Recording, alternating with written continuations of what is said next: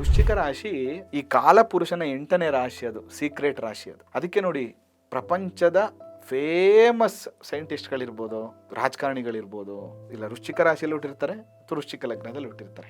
ಆದ್ರೆ ಈ ಚೇಳಿದೆಯಲ್ಲ, ಈ ಚೇಳಿಗೆ ಬಾಲದಲ್ಲಿ ವಿಷ, ಮುಖದಲ್ಲಿ ವಿಷ ಇಲ್ಲ. ನೀವು ಅವಮಾನ ಮಾಡಿ, ಅವ್ರನ್ನ ತೆಗಳಿ, ಏನಾದ್ರೂ ಮಾಡಿ, ಸಾರ್ವತ್ರಿಕವಾಗಿ ಬೈರಿ, ರಿಯಾಕ್ಟೇ ಮಾಡಲ್ಲ ಅವರು. ಬಟ್ ಇಂಡೈರೆಕ್ಟ್ಲಿ ಟೈಮ್ ನೋಡ್ಕೊಂಡು ನಿಮಗೆ ಆ ಸೇಡನ್ನ ತೀರಿಸ್ಕೊತಾರೆ, ಕೊಡ್ತಾರೆ ವಾಪಸ್ 100% ಕೊಡ್ತಾರೆ.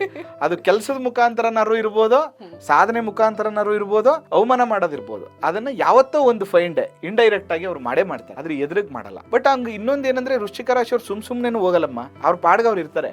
ಅವ್ರ ಕಂಡ್ರೆ ಎಲ್ಲರಿಗೂ ಹೊಟ್ಟೆವ್ರಿ. ಯಾಕೆಂದ್ರೆ ಒಂದು ಚೇಳು ಅಷ್ಟು ದೂರ ಹೋಯ್ತಿರುತ್ತೆ ಅಂತ ಇಟ್ಕೊಳ್ಳೋಣ. ಅದು ವೃಶ್ಚಿಕ ರಾಶಿ ಇರ್ಬೋದು, ವೃಶ್ಚಿಕ ಲಗ್ನ ಇರ್ಬೋದು, ಆ ದೂರದಲ್ಲಿ ಹೋಗ್ತಿರುತ್ತೆ. ಆ ಚೇಳು ನೋಡಿದ ತಕ್ಷಣ ನಿಮ್ಗೆ ಏನ್ ಮಾಡ್ಬೇಕು ಅನ್ಸುತ್ತೆ?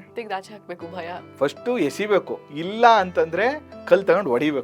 ಅದೇನು ಮಾಡಿರಲ್ಲ ನಿಮ್ಗೆ, ಅದ್ರ ಪಾಡ್ಗೆ ಅದಿರ್ತದೆ. ಅದಕ್ಕೆ ಈ ವೃಶ್ಚಿಕ ರಾಶಿಯಲ್ಲಿ ಹುಟ್ಟಿರೋರಿಗೆ ಶತ್ರುಗಳು ಜಾಸ್ತಿ. ಯಾಕೆ ಅಂತಂದ್ರೆ ಅವ್ರ ಪಾಡ್ಗೆ ಅವ್ರು ಇದ್ರೂ ಬೇಗ ಅವ್ರನ್ನ ಟಾರ್ಗೆಟ್ ಮಾಡ್ತಾರೆ. ಯಾಕಂದ್ರೆ ಅವ್ರಿಗೆ ಅದು ರಂಧ್ರ ರಾಶಿ ಆಗಿರೋದ್ರಿಂದ ಅವ್ರಿಗೆ ಇಂಟ್ಯೂಷನ್ ಪವರ್ ಜಾಸ್ತಿ.